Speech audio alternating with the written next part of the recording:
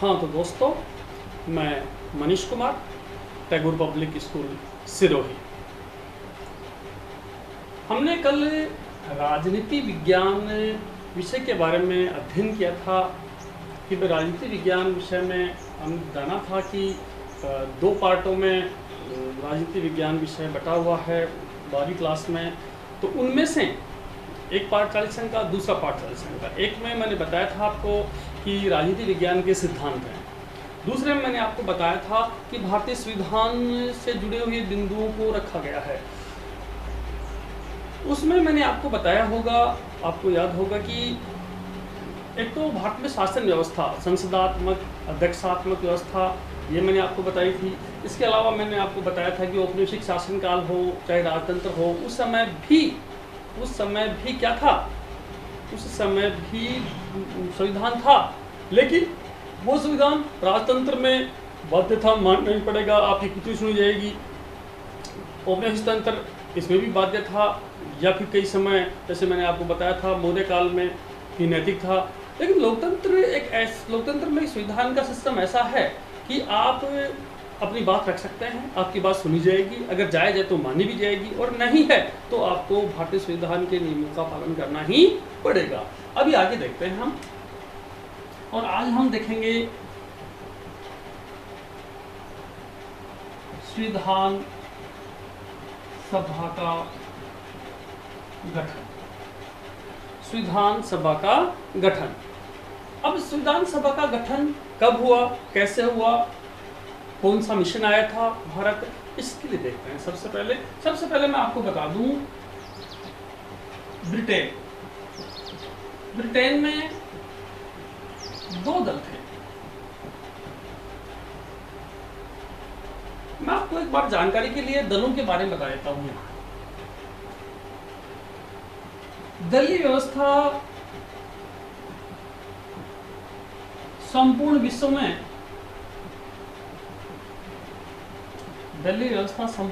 में तीन प्रकार की है। सिंगल पार्टी सिस्टम, इसको आप एकल पार्टी कह सकते हैं, या एकल पार्टी या एक दलीय, ठीक है। द्विदलीय मतलब इसमें दो दल होते हैं, इसमें एक ही होता है, इसमें दो दल होते हैं। बहुदलीय, ये मैंने बताया था, चीन में, ये ब्रिटेन में, और ये आपको बताया था कहाँ, भारत, ठीक है। आपको याद दिला दूं, पहले मैं ये बता चुका हूँ, एक बार फिर से आपको याद दिलाया है। ब्रिटेन में दो दल थे। एक दल कंजर्वेटिव पार्टी, दूसरा लेबर पार्टी, इसे हिंदी में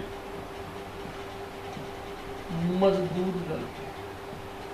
भारत में जब भारत अधीन था, या आप ये कहें कि भारत ने लंबे समय तक गुलामी वहन की ब्रिटेन की, उस समय ज़्यादातर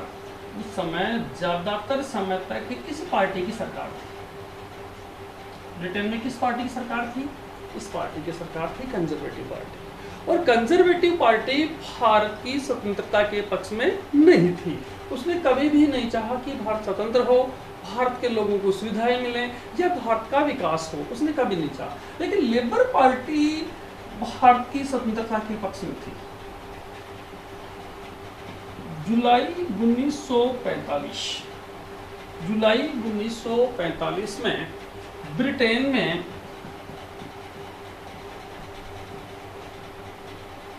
मजदूर दल की सरकार बन गई। इसकी सत्ता गई भाई, मजदूर दल सत्ता में आया। इस मजदूर दल के प्रधानमंत्री बने कौन? क्लीमेंट एटली। एक बार जानकारी हो गई, एक बार हम थोड़ा ब्रिटेन के बारे में जान रहे थे, क्योंकि हमें मालूम तो हो कि ऐसा क्या था कि कुछ पहले भी सरकारें थी, बाद में भी सरकारें आई, कौन सी पार्टियां थी ब्रिटेन में जो भारत के पक्ष में थी, ऐसी कौन सी पार्टी थी जो भारत के पक्ष में नहीं थी। देखते हैं, कंजर्वेटिव पार्टी भारत के पक्ष में नहीं थी। अभी आपने सुना होगा पिछले दिनों जो प्रधानमंत्री थे, जैसे आपके जॉनसन प्रेजेंट में हैं, या फिर इससे पहले एक प्रधानमंत्री रहे हैं डेविड कैमरून, जिनका भारत में दौरा भी हुआ था, वो कंजर्वेटिव पार्टी के ही थे, और लेबर पार्टी क्लेमेंट एटली। ठीक है, अभी देखते हैं, जानकारी के लिए मैं आपको बता रहा था कि जुलाई 1945 में ब्रिटेन में सत्ता परिवर्तन हुआ और सरकार बनी किसकी? मजदूर दल की। प्रधानमंत्री बने क्लेमेंट एटली।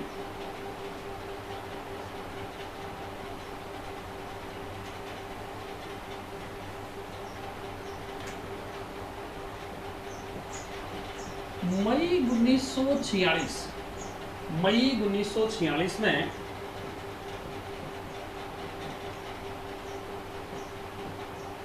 कैबिनेट मिशन, मई 1946 में कैबिनेट मिशन भारत आया। मतलब 1946 में कैबिनेट मिशन कहाँ आया? भारत आया। सर्वप्रथम भारत में दिल्ली में। कहाँ है भाई? दिल्ली में आया। सर्वप्रथम कैबिनेट मिशन दिल्ली में आया।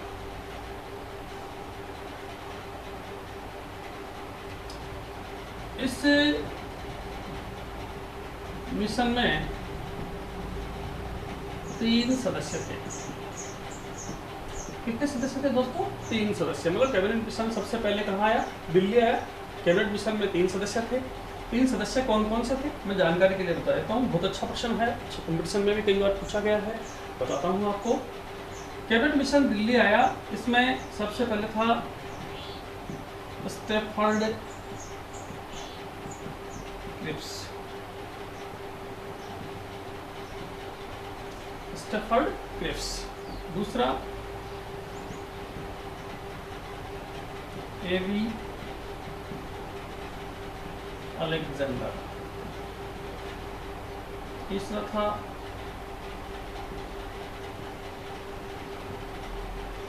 Patrick Lawrence. स्टैफर्ड क्रिप्स इसके अध्यक्ष थे। दोबारा देखो, एक बार मैं आपको बता देता हूँ जानकारी के लिए। स्टैफर्ड क्रिप्स अध्यक्ष था, एवी अलेक्जेंडर सदस्य थे, पैट्रिक लॉरेंस सदस्य थे। ये 3 सदस्यों के द्वारा भारत में कैबिनेट मिशन, या इनके द्वारा भारत में पेश किया गया।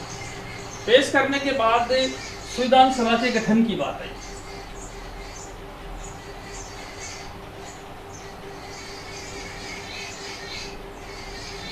संविधान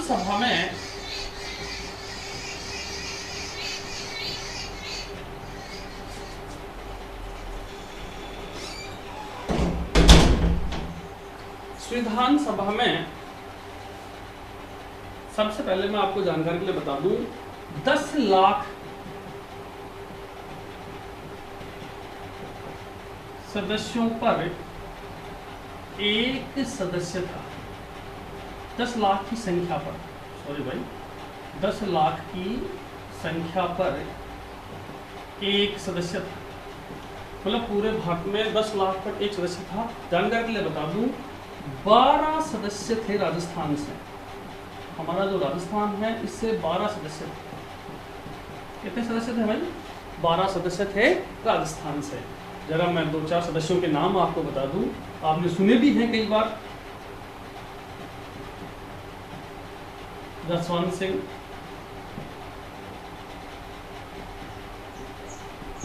हीरालाल शास्त्री,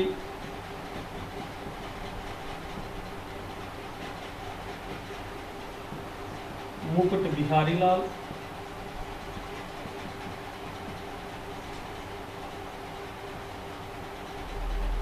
जयनारायण व्यास। ऐसे टोटल 12 सदस्य थे। इसमें संविधान सभा में कहां से? राजस्थान से। अब हम कुल सदस्यों की बात करते हैं। कुल सदस्य कितने थे एक बार देखते हैं। एक बार मैं बता दूं, 10 लाख की संख्या पर एक सदस्य था। किसमें? संविधान सभा में। कुल 12 सदस्य थे राजस्थान से। कहां से थे? राजस्थान से। अभी टोटल सदस्यों की बात करते हैं जिनमें मैंने कुछ सदस्य बताए भी हैं। देखते हैं आगे।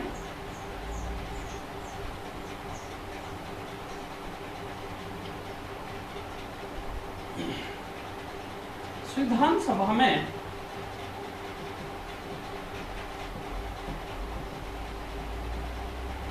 सदस्यों की अगर हम बात करें तो एक बार मैं आपको पीछे लिए चलता हूं। जब देश आजाद हुआ था, मैं आपको बता दूं, उस समय या कैबिनेट मिशन भारत आया था, उस समय 3 श्रेणियों में बटे हुए थे। सब 3 श्रेणी कौन कौन सी थी? ब्रिटिश शासित प्रांत,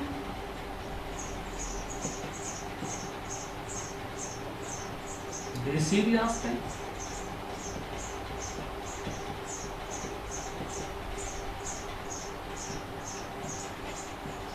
कंपनी शासित प्रदेश।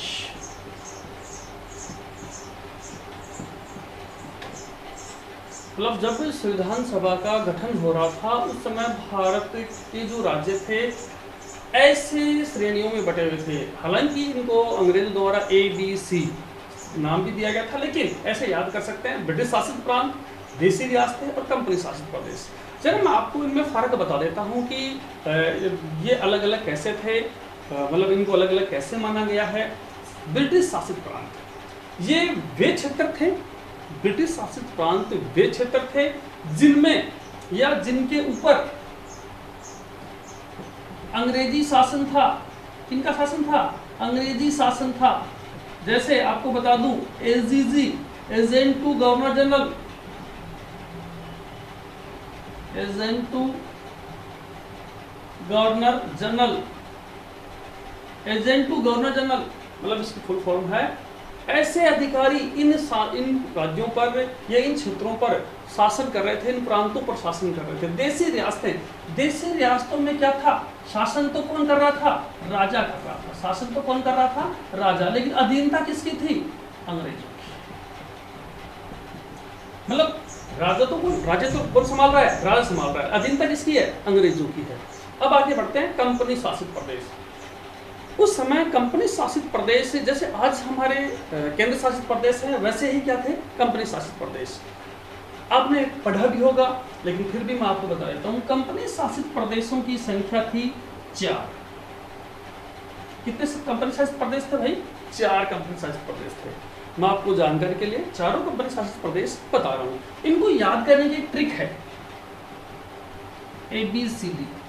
इनसे आप इसको याद कर सकते हैं, लंबे समय तक भूलेंगे नहीं। देखते हैं, आपको बता दूं क्रमबद्ध। A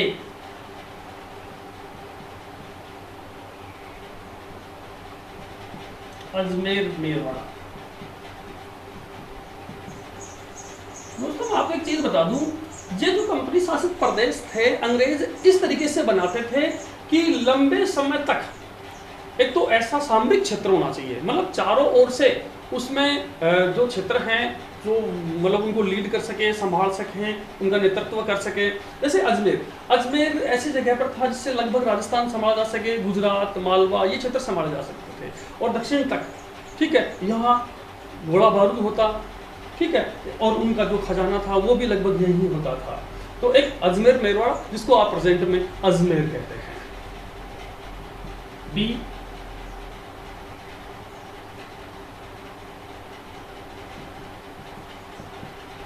बलूचिस्तान।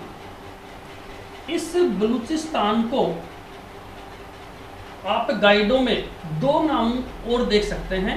सर 2 नाम और भी अलग अलग हैं, आप बलूचिस्तान ही याद करें। 2 नाम कौन कौन से?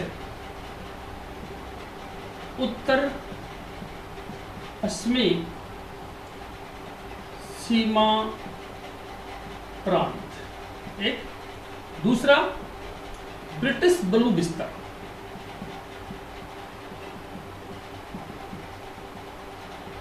कंफ्यूज ना हो, ये इसी बलूचिस्तान के नाम हैं, चाहे ब्रिटिश बलूचिस्तान हो चाहे उत्तर पश्चिमी सीमा प्रांत हो, इसलिए आपको टेंशन नहीं लेनी है। तीसरा था कुर्ग और चौथा था आप जानते ही हैं भारत की राजधानी क्या? दिल्ली। मतलब दिल्ली अजमेर मेरवाड़ा बलूचिस्तान और पूर्व, इनमें इन्होंने अपने कंपनी शासित प्रदेश कंपनी के अधीन थे, डायरेक्ट यहाँ कंपनी के बड़े अधिकारी बैठते थे, तो बहुत ज़्यादा गोला बारूद होता था, अच्छा इनका खजाना वगैरह यहीं होता था और यहीं से ये आसपास के क्षेत्रों को लीड करते थे, नेतृत्व करते थे। चलो आगे चलते हैं।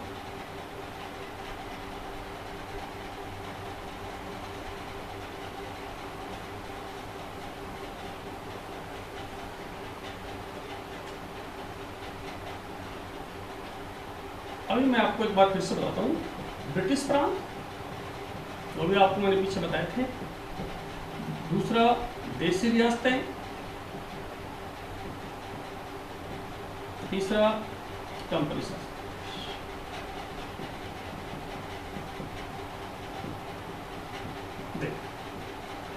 ब्रिटिश प्रांत, इनकी संख्या थी उस समय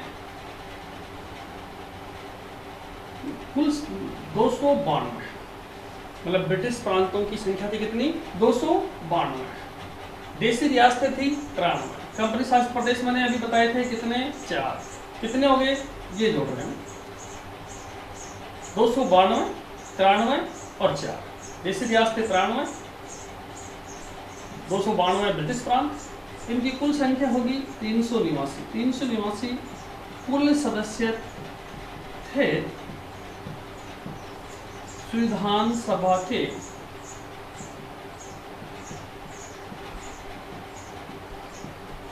गठन के समय, मतलब संविधान सभा के गठन के समय 389 सदस्य थे। अब आप ये कहेंगे कि सर क्या पूरे 389 सदस्य लास्ट तक थे? नहीं, आपको मैं जानकारी के लिए बता दूं, इन 389 सदस्यों की बात करें एक बार के लिए हम, तो ये तो थे गठन के समय, लेकिन जब आपको मालूम होगा कि भारत का विभाजन हो गया था, क्या हो गया था, विभाजन, तो वे क्षेत्र जो बंटवारे में पाकिस्तान चले गए, कहाँ चले गए, पाकिस्तान चले गए बंटवारे में।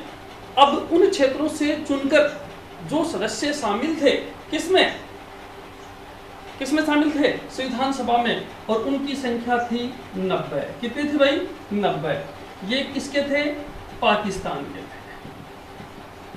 तो विभाजन के बाद संख्या बच गई कितनी, 299 सदस्य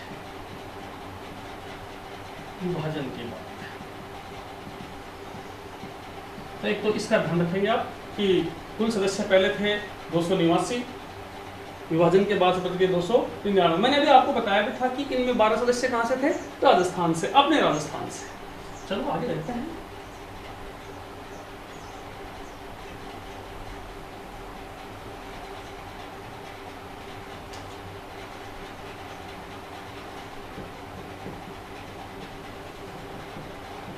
संविधान सभा की प्रथम बैठक, संविधान सभा की प्रथम बैठक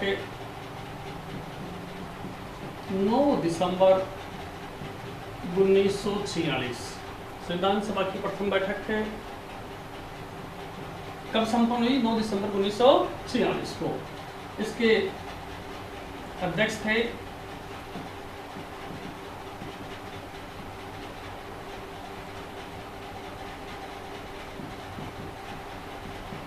सच्चिदानंद सिन्हा, मतलब इसके अध्यक्ष कौन थे, 9 दिसंबर 1946 को सच्चिदानंद सिन्हा। इसके बाद 11 दिसंबर 1946 को दूसरी बैठक हुई, किसकी, संविधान सभा की। इसमें अध्यक्ष मिल चुके थे स्थायी, किसको, संविधान सभा को स्थायी अध्यक्ष मिल गए जो अंत तक रहे, और उनका नाम था डॉक्टर राजेंद्र प्रसाद, जो भारत के प्रथम राष्ट्रपति भी रहे थे। अभी आगे देखते हैं।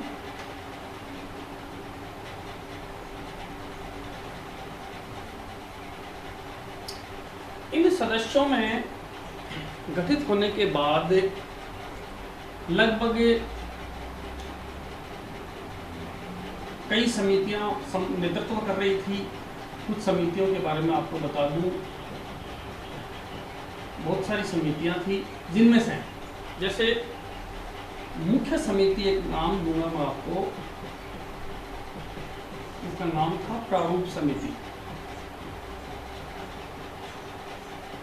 हालांकि ऐसे और भी समितियां थी, संविधान का नेतृत्व जिसमें नेतृत्व किया जा रहा था, झंडा समिति थी, ठीक है, या फिर अन्य। एक बार हम प्रारूप समिति जो सबसे प्रमुख, जिसके बारे में अक्सर प्रश्न पूछे जाते हैं, बताता हूँ। 29 अगस्त 1947 को गठन हुआ था। 29 अगस्त 1947 को गठन हुआ था। किसका? प्रारूप समिति का। कुल सदस्य संख्या थी 7। इसके अध्यक्ष थे डॉक्टर भीमराव अंबेडकर। इसके प्रारूप समिति के अध्यक्ष थे डॉक्टर भीमराव अंबेडकर। आगे देखते हैं। मैंने मुख्य समितियां ही बताई हैं, समितियां काफ़ी थी, इनकी संख्या लगभग 12 समितियां बताई गई हैं, लेकिन इनमें मुख्य समिति जो जगह दी गई है वो प्रारूप समिति की थी, तो मैंने आपको बता दी है। इसके बाद मैं चीज बताऊंगा आपको,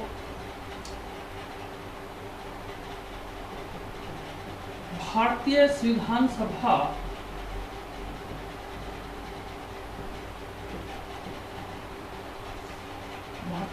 सभा को संविधान तैयार करने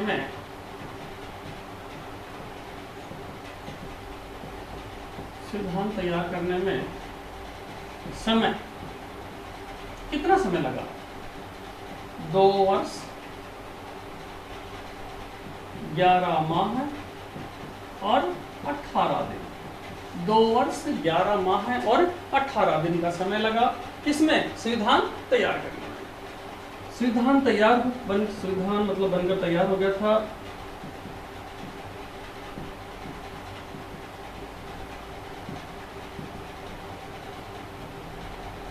26 नवंबर 1949। लागू हुआ 26 जनवरी 1930। कुछ बिंदु इस समय लागू हो चुके थे, लेकिन कुछ बिंदु अटका दिए गए और 26 जनवरी 1930 को लागू किए गए। अब आप ये कहेंगे कि उस समय देश आज़ाद हुआ था, देश को संविधान की सख्त आवश्यकता थी, फिर ये 26 नवंबर 1949 और 26 जनवरी 1930 ये समय क्यों लिया गया? क्या कारण था? चलो मैं इसका एक कारण बता देता हूँ आपको कि आज हम इसी की वजह से 26 जनवरी को मनाते हैं, जिसे हम कहते हैं गणतंत्र दिवस। चलो देखते हैं।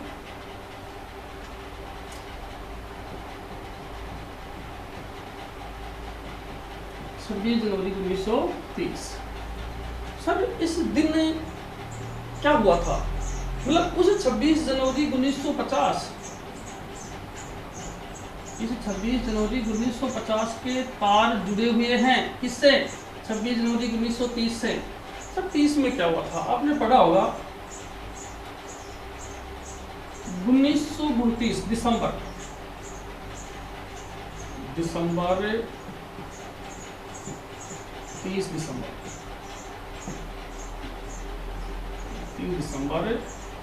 1929 को रावी नदी के तट पर लाहौर में 23 दिसंबर 1929 को लाहौर में रावी नदी के तट पर कांग्रेस का कांग्रेस अधिवेशन हुआ था। क्या हुआ था भाई? कांग्रेस अधिवेशन हुआ था। कब? 23 दिसंबर 1929 को। और इसके जस्ट बाद लगभग 26 दिन बाद 26 जनवरी 1930 को स्वराज दिवस मनाया गया था। स्वराज दिवस। जवाहरलाल नेहरू इसके अध्यक्ष थे। मतलब इस अधिवेशन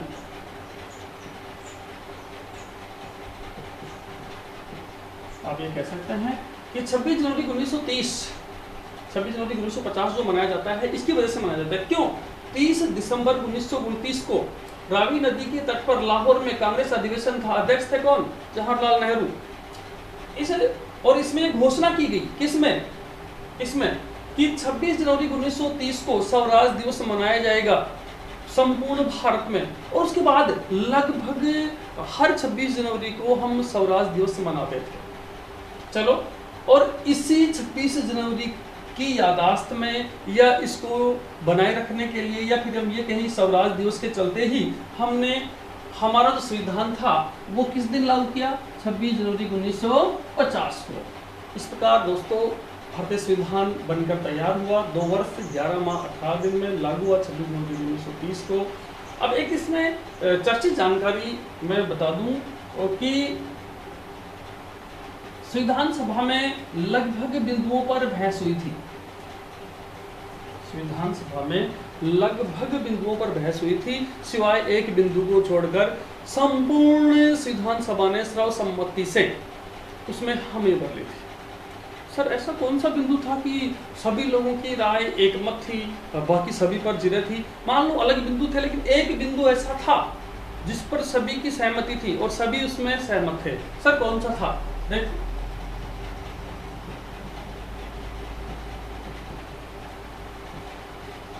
सार्वभौमिक व्यस्क